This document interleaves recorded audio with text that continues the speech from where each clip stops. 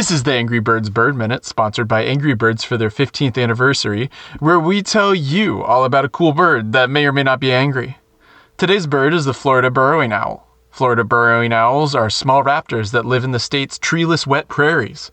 They are known and named primarily for their habit of living underground, either in burrows they dig themselves or those created by gopher tortoises, another subterranean home builder that lives in the state. I once had to film a pair for a short documentary, but forgot my tripod. Luckily, the field they called home was also full of cows, whose dried dung was supportive enough to hold my camera at exactly the right height to observe the little guys. Like many species of animal in Florida, Florida burrowing owls' nearest relatives actually live very far away, out in the American West and down into Central and South America. But are they angry?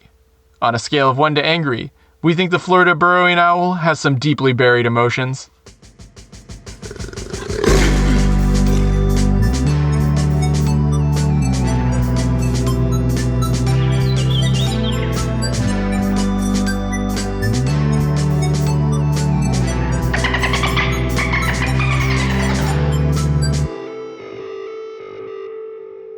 Okay, fine, we'll tell you. But first, we have a correction from the first day of Mememas. When I recorded that, I remembered us as having around 10,000 members by the end of 2018. But going back to check on some old posts and refresh my memory about the Toucan Wars, I found in my original announcement from January 1st, 2019, that we actually had around 40,000 members by that time. The exponential growth was real. So, New Year's 2019, we were riding the excitement from moth memes in the first charity battle.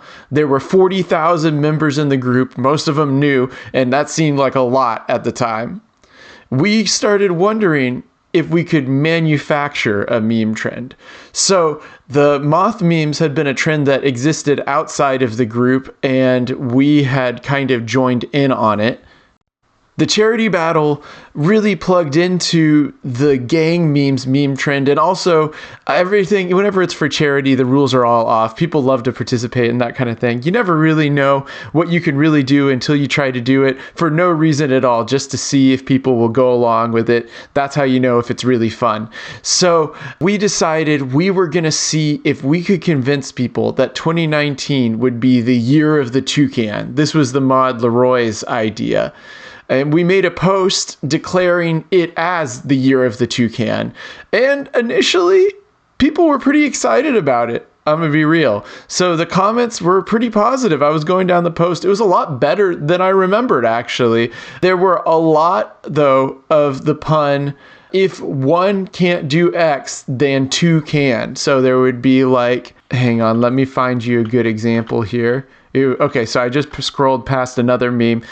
This meme, it's really common. I don't know if it's still circulating that much, but it's just a picture of a toucan with someone's hand goes on its bill, and then they, not in a realistic way, just in a Photoshoppy way, pull the bill off, and there's like a man's face hiding underneath it, and it's just wrong. But at any rate, the pun I was trying to find, ironically, was someone tried to annoy me with bird puns.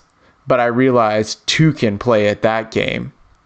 You see the highbrow humor we had going on here. It turns out, though, this was the bad thing about it. There's only so many jokes that you can make with the name Toucan. There are only a couple puns, really. They're pretty good, but they're not infinitely malleable and infinitely funny, let's say that. So in the same way that meme trends in general die down fast, this one started dying down, but really fast. The problem was we kept boosting it. We kept posting, we kept pushing it, we kept trying to get people to join in, and people hated it. Nobody wanted the memes anymore. Everyone said too many toucan puns. That's when we decided to commit to the bit.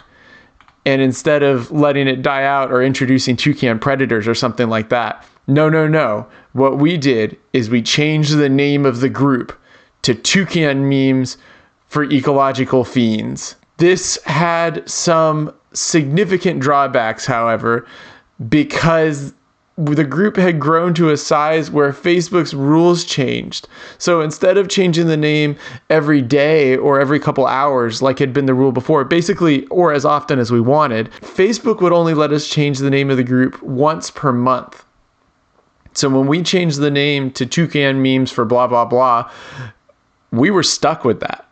And people really revolted to this. They didn't like it. I think, if my memory serves correct, really changing the name and not being able to change it back was the step too far for people, and that's where we got the actual little bit of blowback about this, and that's probably why it's still referenced today as the Toucan War.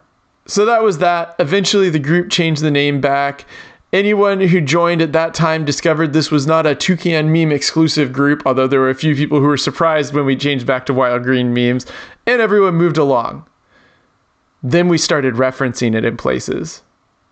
We made it the mascot of the nonprofit when we started that about a year later. This was also the origin of the group's tradition of voting for what group of organisms it will be the year of. So like right now is the year of the raccoon, and in a few days we'll have another vote, and we'll select a different organism that people nominate, and it'll be the year of that organism. It's been the year of the fungus before. It's been the year of all kinds of stuff. But eventually people started referencing the Toucan Wars. And this trend actually became much bigger than the actual Toucan Wars ever were. I even see people referencing it who are not in the group at the time of the Toucan Wars. I see people who have formed a false memory. They believe that they saw the Toucan Wars, that they were in the group at the time when that happened. But I can remember this happened in a very specific time period in January 2019. I can see that they joined the group in like 2021 or 2022. So I don't know what that says about this group or about toucans or about the Toucan War specifically. It's really interesting to me that people actually form false memories around it. I think some of it's just because it's fun to latch on to something and to say, oh, I remember those days. You don't know what I've seen, to all the new members. But it's just an odd phenomenon of people thinking that they saw a meme trend they didn't actually see. So anyway, we've revealed the magic trick. Now you know the history.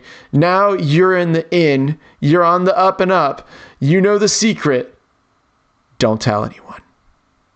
But what you should tell them about is the Wild Green Patreon. The Wild Green Patreon. If you join at the Shark or the Possum tier by the end of the month, we will send you a Elf on a Shelf sticker sheet full of animals and geology and all kinds of stuff. There's a water spout in it for you to figure out what the rhymes are and put them together. Elf on a Shelf sticker sheet. Join by December 31st, 2024 to get it in the mail. Post-roll credit time. Our theme music is by the band RX Fire. This podcast is edited by me. And until next time, I'm Rhett, and happy Year of the Raccoon.